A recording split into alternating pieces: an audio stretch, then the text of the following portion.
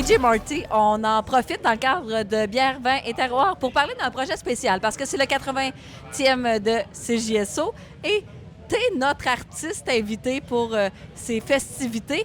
Explique-nous ce que tu vas faire cet été pour nous. Exactement.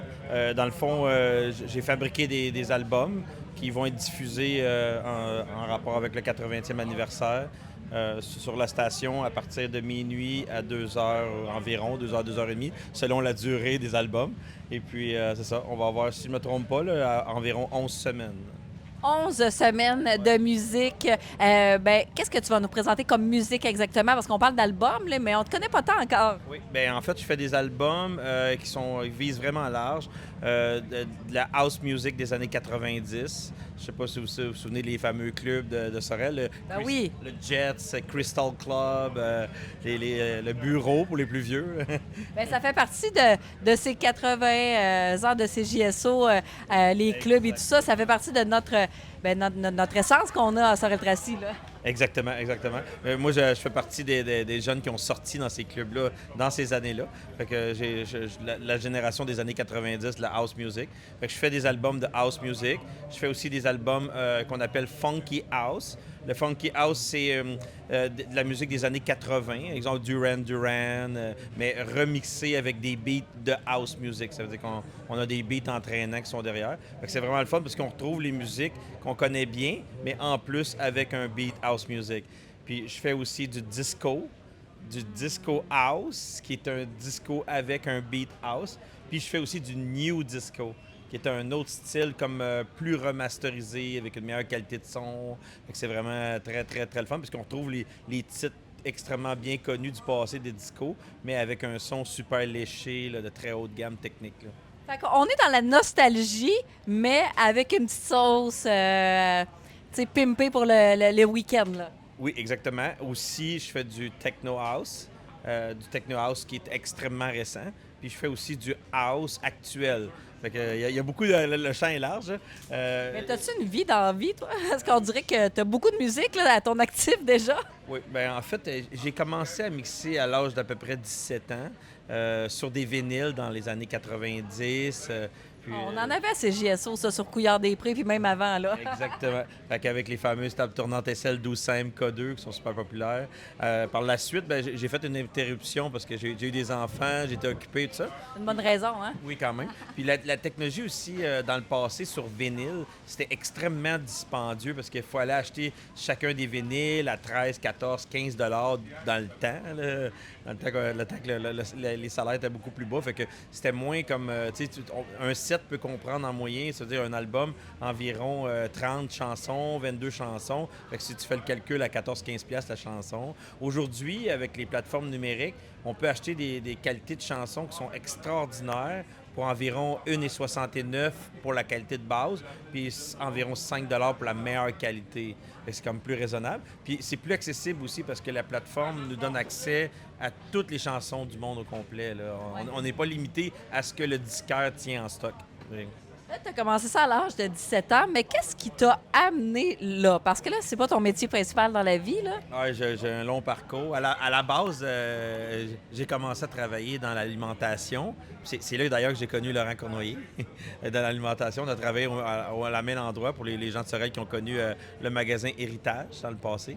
Ah ouais, Oui. OK. Bon, on savait pas ça que notre boss allait magasiner chez Héritage dans le temps. Non seulement, non, il magasinait pas là, à ce moment-là, il avait 17 ans. Là. À ce moment... OK, oh, OK, on s'est plein de potins comme ça. Hey, j'aime ça, j'ose avec toi. Ouais. Fait que là, à ce On moment- salue Laurent. Ouais. À ce moment-là, il travaillait avec moi dans l'alimentation. Puis là, non seulement ça, mais on est amis de longue date aussi. Fait que on a sorti ensemble dans les clubs, les plus gros clubs, Dôme, des clubs de Montréal, Crocodile, les clubs de Sorel, évidemment, le bureau qui est devenu le Jess, le Tipo, pour ceux qui sont plus vieux, qui ont connu ça. Fait que c'est ça. Fait que c'est à ce moment-là que, on va dire, que l'intérêt pour la house music s'est déclenché à moi. Parce que l'ironie veut qu'à cause de mon âge, je fais partie du segment d'âge où la transition du disco s'est faite au house music. On a à peu près le même âge, j'imagine. Oui, c'est ça. Fait que dans les années 80, la première année que j'ai sorti, c'était environ en 89. c'était au moment de la sortie de D-Light. Ouais. Je sais pas si vous vous souvenez de Groove is in the Heart. J'avais 9 ans à ce moment-là, mais c'est sûr que j'ai écouté cette musique-là quand même par la suite. Là. Moi, j'avais Parce que la musique transcende les époques aussi. J'avais 17 ans dans ce temps-là, on pouvait sortir à 17 ans. Ouais. Avec Laurent Cournoyer. Ah ben, Laurent sortait pas encore tout à fait. Là. Je l'ai corrompu tranquillement, pas vite. Là. Hey, on aime ça, jaser avec toi. Moi, j'aime ça. C'est JSO, notre boss. On apprend plein d'affaires comme ça, puis il va découvrir ça. Ouais, d'ailleurs, je sais pas quel était l'intérêt musical de Laurent avant cette date-là, mais... Colin, il va falloir l'amener dans l'entrevue. Il va falloir lui demander. Mais je sais que nos longues années à sortir ensemble avec la musique house a fait qu'aujourd'hui, Laurent est aussi amateur de musique house. Et puis, comme je disais tantôt, dans mes albums, je fais du techno house. Comme hier, j'ai fait une prestation de techno house. C'est de la musique extrêmement rythmée, là, très, très, très performante, avec un beat par minute d'environ 130 beats par minute. Ouais. C'est très rythmé. C'est très actuel. C'est très à la mode aussi.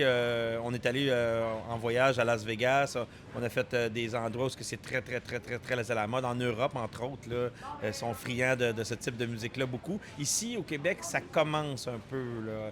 On voit que ça commence un peu, mais c'est un peu moins présent qu'ailleurs en Amérique du Nord. Là, Puis là, on comprend que tu es ami avec Laurent, donc on comprend aussi pourquoi tu es abouti à CJSO dans cette année festive. Mais l'idée a germé d'où de dire, parce qu'on a déjà eu là, de la musique techno puis des parties de week-end à CJSO, mais là, pour ramener ça, puis nous autres, on est bien contents de ça, mais ça a germé d'où tout ça? C'est arrivé comment? Tu veux dire l'idée de présenter les albums à CJSO? Ouais. Pour cette année? Ah ben en fait, c'est une idée qui appartient complètement à Laurent. Là. C'est Laurent, en fait, écoute... Il avait envie de revivre ces années de bar. Là. Ouais. Ben, en fait, Laurent est un de mes très bons auditeurs de mes albums parce que mes albums sont en ligne sur une plateforme qui s'appelle Mixcloud. Ouais. Puis Laurent a écouté mes albums. Laurent a aimé mes albums. Puis l'idée lui est venue de dire, bon, ben je vais les présenter à la station de radio. Bien, on est bien contents. Ça va nous rappeler des souvenirs.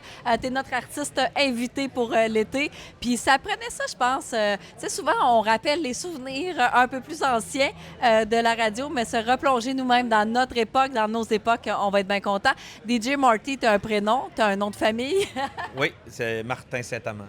Ben oui, c'est ça pour le bénéfice de la course. Et tu fais aussi du drone ici. On peut voir tes photos. Tu fais ça en temps perdu aussi? Oui, bien là, c'est ma 3e année. Généralement, j'en fais pas comme de façon commerciale. Ah non, c'est un passe-temps que j'ai de faire du drone. Mais il m'est venu une idée il y a environ 3 ans de venir sur le site ici. Puis j'ai dit à Laurent, ben, je vais te montrer ce que je sais faire avec mon drone. Puis Laurent, ben, il a adoré les prises de drone que j'ai faites. Si vous avez vu, à chaque année, Laurent fait un genre de dépliant avec les photos.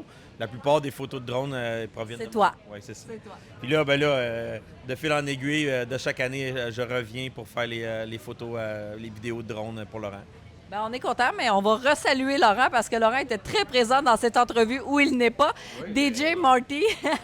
Ben, c'est parti jusqu'à quelle date pour cet été à CJSO? Bien, dans le fond, là, on a déjà 2 semaines de fête. Fait qu'il nous resterait là, environ 9 semaines à faire. 9 semaines, à tous les vendredis soirs, minuit à 2 heures environ, selon les albums. Là, on a passé à travers les albums Funky House 1 et 2. Si je ne me trompe pas, on a fait Funky House 3 et New Disco ou Disco House. Là, dans le fond, si je ne me trompe pas, c'est Frédéric. C'est-tu Frédéric ou Fred Paquette? Aucune idée, mais Oui, tu me le diras. Ben, c'est lui qui travaille pour la station. OK. C'est- Jeff. OK, Jeff. Excuse-moi, je me suis... Notre autre boss, on le salue, Jeff aussi. Ma trompe de prénom, c'est ça, c'est Jeff Pocket, c'est ça? Ouais. Oui, bon. C'est lui qui s'occupe, je ne l'ai jamais rencontré encore, là, mais c'est lui qui s'occupe de mettre ça en ondes, de ce que j'ai compris, puis de sélectionner les albums que, selon lui, font le plus de sens un derrière l'autre, dans le fond. Ben, merci beaucoup, puis à la prochaine. Ça fait plaisir, merci beaucoup.